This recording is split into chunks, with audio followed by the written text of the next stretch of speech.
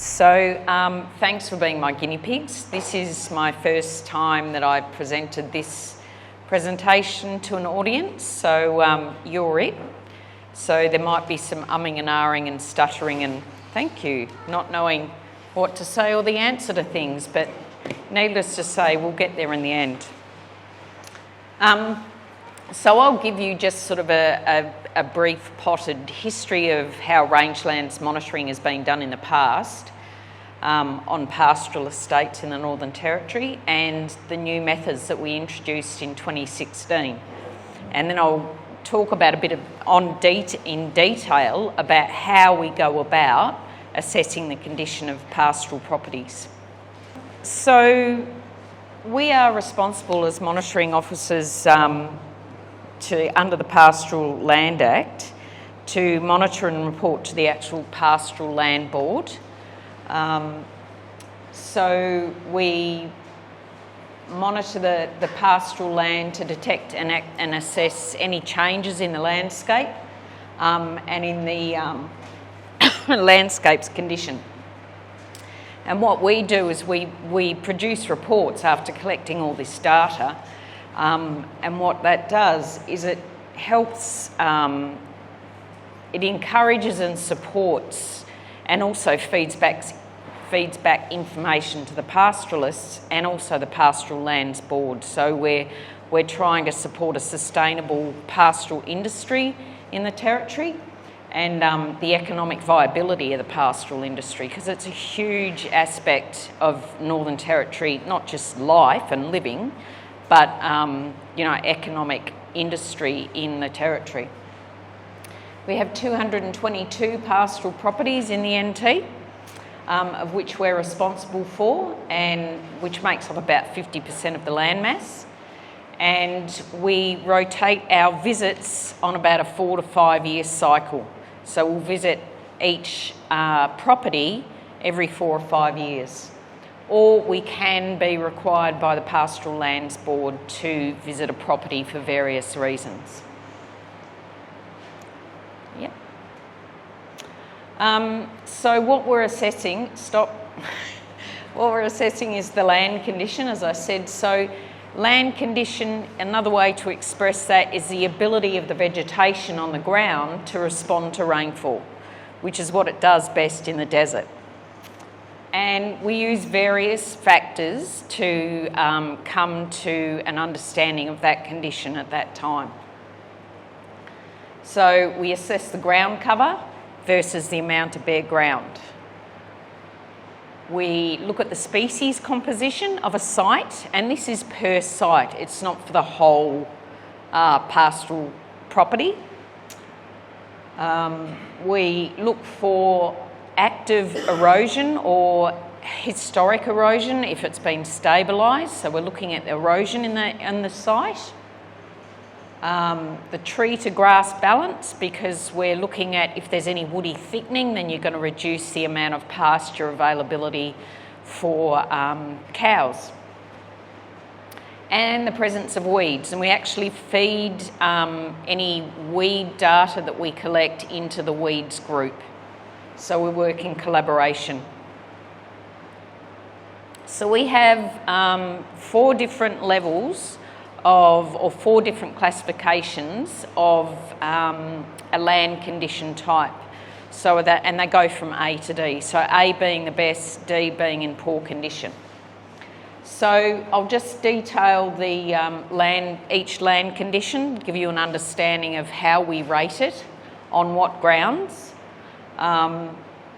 So A being excellent condition, it needs to have all of these features. So the soil, there's no erosion and there's good surface condition.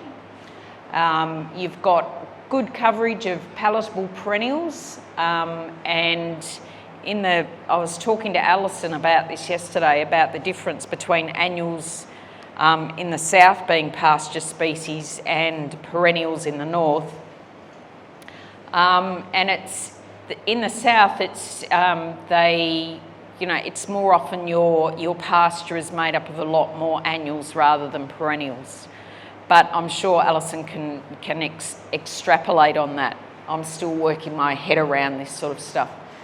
So, and it's minimal bare ground in most years. Weeds, there is no weeds on site, and there's no signs of woody thickening. So you've got a good coverage of pasture grasses that the cows, or forbs as well, that the pastures can eat. No introduced weeds or no weeds? No weeds. Even if weeds are a natural part of our landscape? What sort of, can you come back to that? Like a roly-poly or something like that? That's not a weed. Right. Okay. Yeah, and cows eat that when it's green. Yep. But I have had a site that was made up of entire roly-poly or buckbush, and I would have sworn it was a weed on that day, I tell you. Oof. But no, that's not a weed. So land condition B is a step down. Now it has to have at least one or more of these features to be dropped down to a B class. The soil is minimal evidence of previous or current erosion. We've got some decline in the palatable grasses. It's not as, it's not that same coverage. Or there's a small infestation of weeds, introduced weeds. And there might be some thickening of the density of woody plants on site. Going down to C, you can see there's more bare ground here. So again, it only needs one of these features for it to be rated a C class. So there is evidence of past erosion or current susceptibility to erosion. A general decline in palatable grasses and an obvious increase in bare ground, which is, it's pretty clear on this photo here that the bare ground is increasing. An obvious presence of weeds or a general thickening in the density of woody plants. So you're decreasing again the percentage of pasture on the ground for the animals. And D, it only needs one or more of these features for it to be a D. Severe erosion or scalding, which decreases the ability of plants to actually grow in that area. A general lack of palatable forage for the stock, large weed infestation, and there is a significant area of woody thickening on site. Sorry, Yeah. It seems that everybody else is asking questions, but how much, you said one of these features, but how much of the landscape? I'm talking about just site specific. So we can only ascertain on site. So you go back to that slide before? Yep. I will come back to that. Okay, so these were our land condition. Let me go to my notes. Seeing as you're my guinea pigs, I'm sure I'm allowed to do this. Rangeland monitoring in the NT has been around since the 1970s. So it's got a long history, reasonably long history in the territory. And initially in the 70s, they implemented what they called Rangeland Condition, RCA sites, Rangeland Condition Assessment. Let me have a look. Range Condition Assessment sites. So they were implemented in the 1970s, late 1970s. And then in the 90s, they got new methods, and they implemented new methods into the monitoring system, and they started what they called Tier 1 sites. And they became, if the original sites met the criteria of what was needed for a Tier 1 site, then they placed that Tier 1 site on top of or where the actual original site was located. Sometimes they'd have to move the site to some other area that matched the criteria that was needed for these new sites, this new way of monitoring the sites.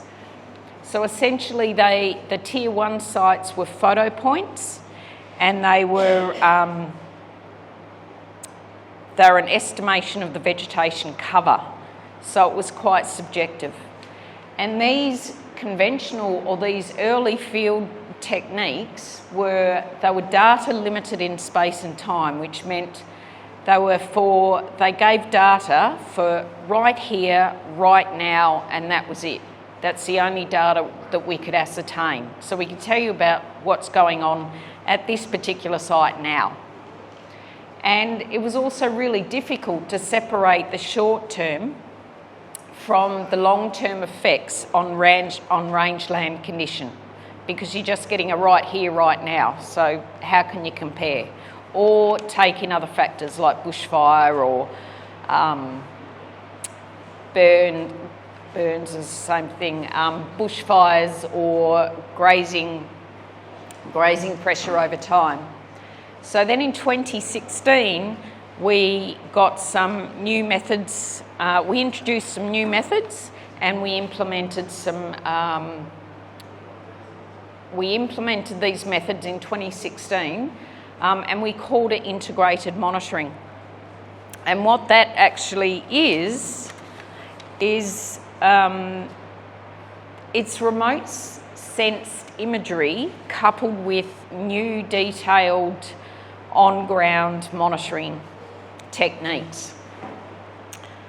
So the satellite data actually provides fractional cover based on the different reflection of green vegetation, which is photosynthetically active, versus brown vegetation versus bare ground. And that can give us a much better idea at a bigger area of the entire property of what is growing at this time. And that will also give us over time, because satellite imagery is being updated constantly. So the remote sensing from this satellite imagery it was a collaborative effort between the Northern Territory Government and Queensland Government, and it's also optimised to work right across Australia. So you know, we are working with the Queensland Government, but other jurisdictions may well feed into this. Recalibration is continuous. That means that we just feed data into these models every year from our field seasons, give or take a COVID epidemic or plague. So now we have complete coverage of the NT, as I said, so we can see the entire pastoral property at once, down to a 30-metre resolution with the older Landsat, and a 10-metre resolution with the new Sentinel satellite imagery that's coming in. So here's an example of what we can look at. So there's up the top is our little triangle of the model we use to ascertain what's happening where. So right up the very top of the triangle is, say, it's non-photosynthetic vegetation, which equals dry grass. So there's still grass on the ground, but it's drying, it's not green. Over to the right is your photosynthetic vegetation, which is your green grass, and over to the left, orange is bare ground. So in autumn 2007, this particular area here was an extremely dry year. And you can see the orange and the reds, and there is a lot of drying grasses there as well, but it's an extremely dry period. Autumn 2011, same place, same site or same location, but it was an extremely wet year. And you can see there's a lot of drying grass, but there's also green matter on the ground. This part here sort of starts to ring alarm bells. And from this imagery, we can't ascertain what's actually going on there. So that's where the rangeland monitoring on ground, sorry, the on-ground rangeland monitoring actually becomes critical to find out what's going on the ground and matching it with that satellite imagery, so they all feed into each other. I've been given permission by Aileron to show their map here of their property. So that's all of Aileron, and this is what we generally go out with. So this is how we, as rangeland monitors on the ground, this is how we work. to some extent. There's a lot more that goes on than what I'm going to tell you today. So we have established these sites, and all our sites are the ones in blue. So these ones, if I had the thing, I'm not tall enough. There's RCA sites, there's original sites in there, and they're just round dots without a label. Where'd you... The surprises that come. Thank you. Okay, so these little blue dots here without any labels are the original sites put in the 1970s. Thank you, I'm going to be well hydrated. Then came the Tier 1 sites. Now all the Tier 1 sites, while this one is close to an old site, it obviously didn't meet the criteria, so was relocated here when it was established. They don't have an A on them. So when pastoralists, because we send these maps out to pastoralists, when they get these maps, they'll be able to understand what the little blue dots are. So any label without an A is an old Tier 1 site. We still maintain these Tier 1 sites because they are archived data. They are data that we can use in the archives because they're photo points. So we've got photos over time since the 1990s of these particular sites. And then any label, any dot associated with a label that's got an A after it are the new integrated monitoring sites. So again, we've tried to place them as close to or on or as close to the original site than the Tier 1 site. Okay, and you can, thank you. That's a blown up image, so they're much better to be able to see. I could say all that again right here, but you've seen it, blah, blah, blah, and we're here. Thank you. So this is how we set up each site. So each site is a hectare. We have 300 metre tape measures and we put them in a star transect. And then we walk along each transect and each metre, one of the staff, we have a team of 2. One of the staff will have a staff, or one of the monitors will have a staff, and that will have a laser on it, as well as a densiometer, which measures what's above the ground.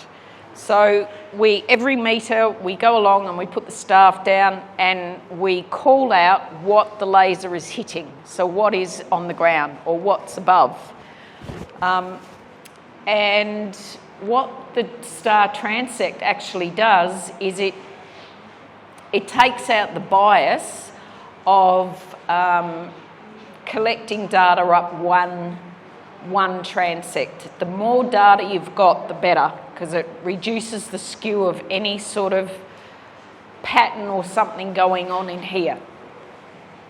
Oh, excuse me, talking. Yep. Hey?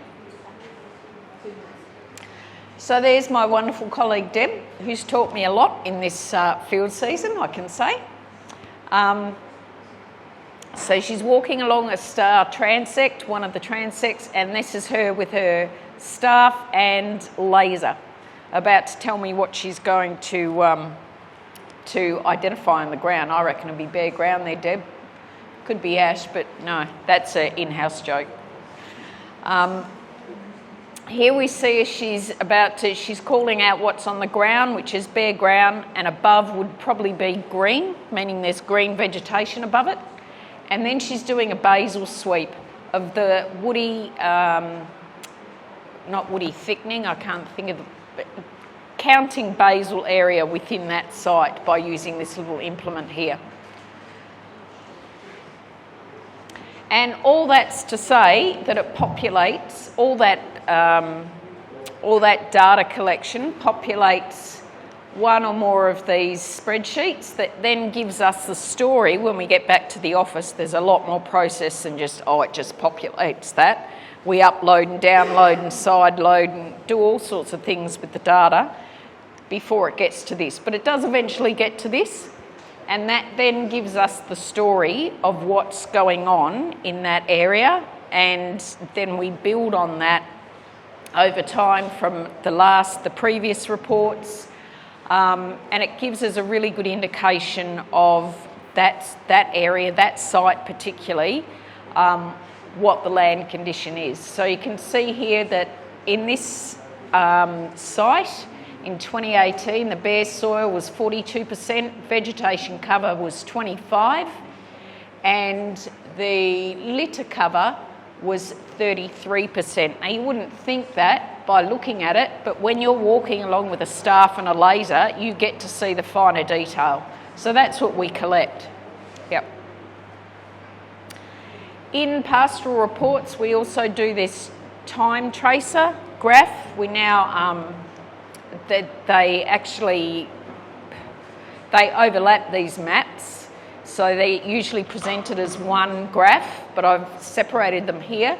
But you'll see that this is the bare ground, the percentage of bare ground. Thanks. And the low bare ground actually marries with high rainfall. And if you look at high bare ground, it matches with very little rainfall. So the bare ground, funnily enough, actually follows the same pattern as rainfall, so they correlate well. And you can see that there's low bare ground, so there's obviously vegetation, high bare ground here, so there's the evidence in the photo. Thanks. We've established over 1,500 monitoring sites right across the state territory. That's where we are. We now have, with these integrated monitoring sites in place, we have much more detailed understanding of the land conditions, and we can tell trends over time because we've got time and space accounted for. It's much more objective, and it also can provide feedback immediately to pastoralists on the ground. Yep. We do have challenges. This year we had to change 4 flat tyres, which was a bit of a challenge because we didn't know how to use the jacks, so we had to sort that out. And Deb was going, no, she's actually... Yes, Deb had one. Anyway, so she's actually trying to get it down. It took us about half an hour to get that thing down, the jack that is. And that was a 2-hour job. This one was a 15-minute job on curtain springs, I might say. So we had a bit of encouragement there. Species identification. Sometimes this year has been such a challenge because there's such great pasture on the ground, or grass has really responded to that early rainfall. So it's been a bit of a challenge identifying. But we collect samples and go back and ask the chief botanist of the Northern Territory, sadly not here today, who resides in Alice Springs, to identify our samples for us. Yep. And that's what I reckon. Anybody like to dispute that?